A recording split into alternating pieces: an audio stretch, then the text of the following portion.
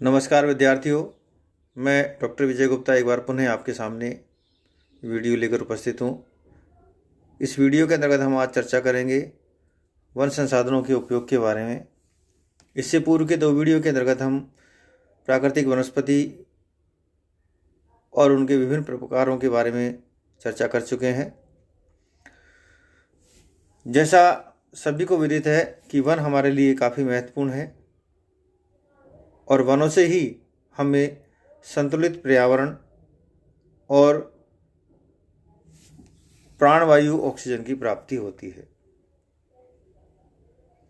One हमारे लिए प्रत्यक्ष और अप्रत्यक्ष रूप से काफ़ी महत्व रखते हैं, जैसा इस स्क्रीन के बैकग्राउंड में दिखाई दे रहा है। वनों के अंतर्गत प्रत्यक्ष लाभ क्या हैं और अप्रत्यक्ष लाभ क्या हैं, दोनों अलग अलग रूप से दिखाए गए हैं। प्रत्यक्ष लाभ के अंतर्गत हमें वनों से लकड़ी की प्राप्ति होती है और लकड़ी पर आधारित उद्योगों का विकास होता है, यानी कि वन उद्योग तथा लकड़ी का काटना ये प्रत्यक्ष लाभों के अंतर्गत आता है। वनों से प्राप्त लकड़ी का लगभग 40% भाग मानव ईंधन के रूप में काम लेता है। 40% भाग भवन निर्माण, पुल निर्माण, नाव, पोत, रेलवे स्लीपर, रेलवे के डब्बे आदि बनाने में उद्योगों में काम में लिए जाते हैं। 10% वनों से प्राप्त लकड़ी को हम कागज़, लुगदी, दिया सलाई और रेल उद्योग में काम में लेते हैं और 10% जो वन है उनसे हम बल्लियाँ, खंभे और सीढ़ियाँ आदि के काम में लेते हैं। ये वनों के प्रत्यक्ष उपयोग हैं और वन उद्योग तथा लकड़ी काटने के लिए ज़रूरी है कि वहाँ पर वृक्षों की उपलब्धता हो, सस्ते और योग्य कुशल श्रमिकों की उपलब्धता पाई जाती हो। उन वनों की लकड़ी को काट करके एक स्थान से दूसरे स्थान पर तक ले जाने के लिए सस्ता परिवहन हमारे पास उपलब्ध हो और जल विद्युत शक्ति के रूप में वहाँ पर उपलब्ध हो। ये सभी बातें जो है वो वनों पर आधारित उद्योगों के विकास के लिए ज़रूरी है। तो वनों से प्रत्यक्ष लाभ की अगर हम बात करें तो वनों से हमें लकड़ी की प्राप्ति होती है और उस लकड़ी को हम वन आधारित उद्योगों में काम में लेते हैं।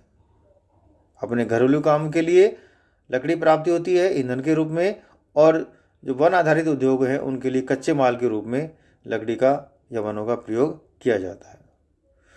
दूसरा प्रत्यक्ष जो लाभ है उसमें पशुचारण शामिल होता है। वनों के अंतर्गत हम पशुचारण का कार्य करते हैं, चाहे वो बड़े वन वाले क्षेत्र हों, चाहे मरुस्थलीय और अर्धमरुस्थलीय प्रकार की कटीली झाड़ी वाले क्षेत्र हों, चाहे फिर वो घास के मैदान वाले क्षेत्र हों।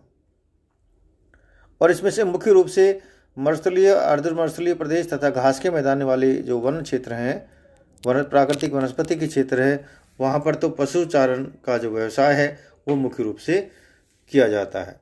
उनकी जीविका जो है, जो घास के मैदानी वाले क्षेत्र हैं, जो पर्वतों पर पाए जाने वाले क्षेत्र हैं, जो मरुस्थलीय और अर्धमरुस्थलीय प्रकार के जो क्षेत्र हैं, वहाँ पर तो पशुचारण के द्वारा ही, वन क्षेत्रों के अंतर्गत पशुचारण के द्वारा ही लोग अपना जीविकोयापन करते हैं। क्योंकि ये क्षेत्र जो होते हैं मरुस्थलीय और अर्धमरुस्थलीय क्षेत्र, वहाँ पर कृषि के लिए अनुपयुक्त जमीन होती है, वर्षा की कमी पाई जाती है, जलवायु जो है वो प्रतिकूल होती है, अनुकूल नहीं होती। घास के मैदानों में जो है कीट पतंगों और उनकी जो है अत्यधिकता होती है। समशीतोष्णीय जलवायु जो है, घास का जो उत्पादन जहाँ पर होता है वहाँ पर बड़े पैमाने पर घास की उपलब्धता होती है, इसलिए इन क्षेत्रों के अंतर्गत पशुचारण मुख्य रूप से किया जाता है। तो जो पर्वतीय भाग हैं, जो पठारी भाग हैं, उन पर जो मरुस्थलीय और अर्धमरुस्थलीय भाग है जहाँ पर कटीली झाड़ियाँ मिलती है, उन क्षेत्रों में तथा घास के मैदान वाले क्षेत्रों में पशुचारण का कार्य वन आधारित होता है और वहाँ के लोगों की जो जीविका जो है वो पशुचारण पर ही निर्भर करती है। सवाना प्रदेश, लानोज प्रदेश, कंपोज प्रदेश, क्वीनलैंड, स्टेपीज, प्रेरीज, डाउन्स, विल्ड्स और पंपाज जो घास के मैदान हैं, वहाँ पर पशु चारण के द्वारा ही लोग अपना जीवन यापन करते हैं। जो जनजातियाँ हैं, जंगलों में रहने वाले जो लोग हैं, चाहे वो लेप्स प्रदेश हों, चाहे समोएड्स हों, चाहे तुंग हो, चाहे वो आपके हिमालय प्रदेश में रहने वाले अन्य क्षेत्र लोग हों, आल्पस, राकीज, एंडीज पर्वत के जो ढलान वाले क्षेत्र हैं वो वाले भाग हों, मध्य एशिया के अंतर्गत जो चाहे किर्गिस्तान, मंगोलिया, अरब मरुस्थलीय प्रदेश, ये सभी जो प्रदेश ऐसे हैं जहाँ पर वनों में पशुचारण करके लोग अपना जीवन यापन करते हैं। तो पशुचारण जो है वो दूसरा प्रत्यक्ष लाभ है मानव के लिए वनों से। साथ ही साथ वन क्षेत्रों से मनुष्य आखेट तथा एकत्रण का कार्य भी करता है। जो क्षेत्र कुछ ऐसे हैं जो सघन जंगली वनस्पति वाले क्षेत्र हैं, हम जैसे उदाहरण के लिए चर्चा करें, आपके अमेजन बेसिन की बात करें, चाहे हम कांगो बेसिन की बात करें, चाहे जो है हम दक्षिणी पूर्वी एशिया के देशों की बात करें, इन सभी वन क्षेत्रों के अंतर्गत आदिम रूप से रहने वाली जो जातियां हैं वो आज भी वन आधारित आखेट और एकत्रीकरण की क्रिया करती है। टुंड्रा प्रदेश हो, चाहे कनाडा का जो टैगा प्रदेश हो, चाहे वो एस्किमो जाति हो, चाहे अमेरिकन इंडियंस हो, चाहे साइबेरियन में समोएड, तुंग और याकूत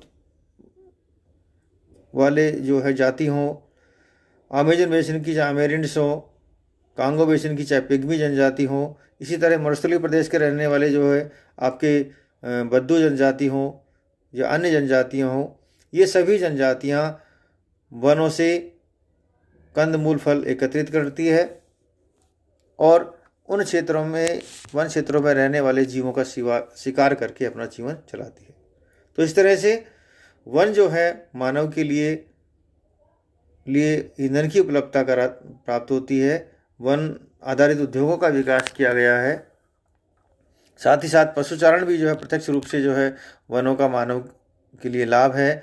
आखेट तथा एकत्रीकरण की क्रिया भी जो है वनों के लिए मानव के लिए प्रत्यक्ष लाभ है। अप्रत्यक्ष लाभ की अगर बात करें तो वो हमें सबसे ज़्यादा प्राप्त होता है और सबसे प्रमुख बात अगर हम करें तो अप्रत्यक्ष रूप से वन जो है मानव के लिए प्राणदायक है,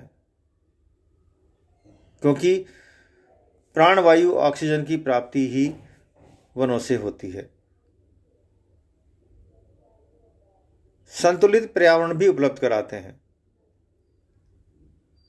वन जो है वो पर्यावरण को संतुलित करते हैं, यानी कि आर्थिक विकास के परिणाम स्वरूप जो भी प्रदूषण की प्रक्रिया वायुमंडल में होती है उस प्रदूषण को वो साफ करते हैं, यानी कि कार्बन डाइऑक्साइड को ग्रहण करते हैं और ऑक्सीजन प्रदान करते हैं। इस तरह से पर्यावरण को संतुलित करने में वनों का महत्वपूर्ण योगदान है और ऐसा इसलिए कहा जाता है कि संतुलित पर्यावरण के लिए पृथ्वी के लगभग 33% भाग पर वनों का पाया जाना महत्वपूर्ण है। तो वन में जो है ऑक्सीजन की प्राप्ति होती है, कार्बन डाइऑक्साइड गैस का शोषण करते हैं, वायुमंडल में नमी प्रदान करके शीतलता प्रदान करते हैं, ये वर्षा करने में सहायक होते हैं, वर्षा को आकर्षित करते हैं। वनों से भूमि का कटाव जो है वो कम होता है, मृदा अपरदन है या मिट्टी का जो अपरदन है वो कम होता है। वनों से बाढ़ का नियंत्रण होता है। जितने ज़्यादा वन होंगे उतने ही जो जड़ें हैं वो मिट्टी को संगठित करके रखेगी, कटाव का काम करेगी और जितने ज़्यादा पेड़ होंगे वो उतने पानी के बहाव की गति को जो है कम करेंगे, इसलिए बाढ़ का खतरा भी कम होता है। साथ ही साथ वनों के जो पत्ते हैं गिरते हैं, डिकम्पोज होते हैं, मिट्टी में मिलते हैं, तो उससे प्राकृतिक खाद की प्राप्ति भी होती है। जितने ज़्यादा वन होंगे संतुलित पर्यावरण होगा, स्वास्थ्यवर्धक पर्यावरण होगा, तो वहाँ पर प्राकृतिक सौंदर्य होगा। साथ ही साथ वो पिकनिक स्थलों के रूप में, स्वास्थ्यवर्धक जलवायु के रूप में वो क्षेत्र विकसित होंगे। इस तरह से वन जो है मानव के लिए प्रत्यक्ष और अप्रत्यक्ष रूप से महत्वपूर्ण है।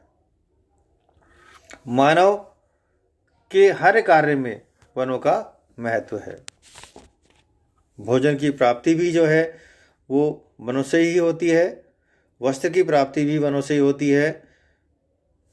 मानव के जो मकान हैं उनके निर्माण में भी वनों का महत्वपूर्ण योगदान होता है। लकड़ी से चौखटें बनती हैं, दरवाजे बनते हैं। पुराने समय के जो मकान थे उनके जो बल्लियाँ होती थी, पेड़ों के जो लट्ठे होते थे, उसी से जो है उनकी छतों के निर्माण में वो कार्य आते थे। उद्योगों में कच्चे माल के रूप में जो है वन महत्वपूर्ण होते हैं। उदाहरण के लिए कागज उद्योग के लिए या लुगदी उद्योग के लिए वन का महत्व है। दिया सलाई उद्योग के लिए जो है वो वन आधारित उद्योग है। ईंधन के रूप में लकड़ी की प्राप्ति वनों से ही होती है। परिवहन में भी जो है वनों का महत्वपूर्ण योगदान है।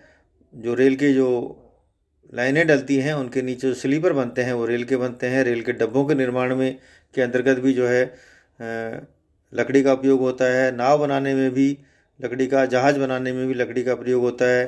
संचार के अंतर्गत जो है पुराने समय में लकड़ी के जो बल्लियाँ होती थी उन्हीं को खम्भों के रूप में काम में लेते थे। आज भी ठंडे प्रदेशों में, टुंड्रा प्रदेश वाले क्षेत्रों में लकड़ी के जो बल्लियाँ होती है उन्हीं को ही खम्भों के रूप में, संचार के रूप में काम में लिया जाता है। फर्नीचर उद्योग भी वन पर आधारित उद्योग है।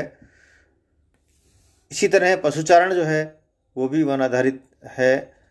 पर्यटक एवं स्वास्थ्यवर्धक केंद्र जो हैं वो वन आधारित हैं। वनों से औषधियाँ भी प्राप्त होती हैं, वनों से कंदमूल भी प्राप्त होते हैं। तो इस तरह से वन जो है वो मानव के लिए महत्वपूर्ण है। प्रत्यक्ष और अप्रत्यक्ष रूप से जो है वनों का मानव के लिए अत्यधिक महत्व है। धीरे धीरे जैसे जैसे वनों का विनाश होता जा रहा है, जैसे जैसे वन पृथ्वी की धरातल पर वनों की कमी होती जा रही है, वैसे वैसे हमारा जो पर्यावरण है वो अशुद्ध होता जा रहा है, प्रदूषित होता जा रहा है। अगर यही प्रक्रिया रही, अगर हमने वनों का संरक्षण नहीं किया, पृथ्वी पर नए वृक्षारोपण नहीं किए, धीरे धीरे वनों का इसी तरह हम विनाश करते गए, तो एक समय ऐसा होगा जब वनों के अभाव के कारण ऑक्सीजन की कमी होती चल जाएगी, कार्बन डाइऑक्साइड, नाइट्रोजन आदि गैसों की जो है वृद्धि होती चल जाएगी और हमारा पर्यावरण जो है वो प्रदूषित हो जाएगा, मानव निवास के अनुकूल नहीं रहेगा। अतः वनों से हमें प्रत्यक्ष और अप्रत्यक्ष रूप से महत्वपूर्ण लाभ और फायदे प्राप्त होते हैं। इसलिए हमें वनों का संरक्षण करना चाहिए, वनों का विनाश करना चाहिए। आज एक समय था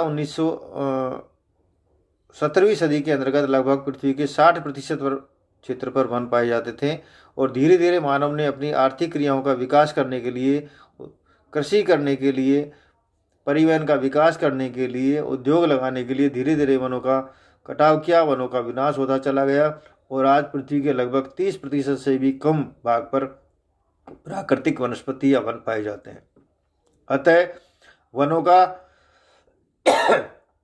बड़े पैमाने पर मानव ने विदोहन किया है और इसका परिणाम ये हुआ कि पर्यावरण में असंतुलितता पैदा हुई, मिट्टी का बड़े पैमाने पर कटाव होने लगा, मिट्टी अनुपयोगी, अनुपजाऊ होने लगी, साथ ही साथ बड़े पैमाने पर जो है बाढ़ें आने लगी। ये सारे दुष्परिणाम जो है वह वनों के विनाश के परिणाम स्वरूप ही है। तो इसलिए हमें ज़रूरी है कि अगर हमें संतुलित पर्यावरण अगर चाहिए, स्वास्थ्यवर्धक पर्यावरण अगर हमें चाहिए, तो पृथ्वी के धरातल पर हम ज़्यादा से ज़्यादा वनों का विस्तार करें। वन प्राकृतिक वनस्पति क्या है, प्राकृतिक वनस्पति के प्रकार क्या हैं और प्राकृतिक वनस्पति से मानव को क्या फायदे हैं, प्रत्यक्ष और अप्रत्यक्ष, इन सबकी हमने अपने पिछले वीडियो और इस वीडियो के अंतर्गत चर्चा की। अब ये आता है कि मानव के लिए अगर वन इतने महत्वपूर्ण हैं तो हम इन वनों के विनाश को कैसे रोकें, वनों का संरक्षण कैसे करें, वनों का अत्यधिक विस्तार कैसे करें, इस पर हम चर्चा करेंगे अपने अगले वीडियो के अंतर्गत। उम्मीद है ये वीडियो आपको पसंद आएगा। धन्यवाद।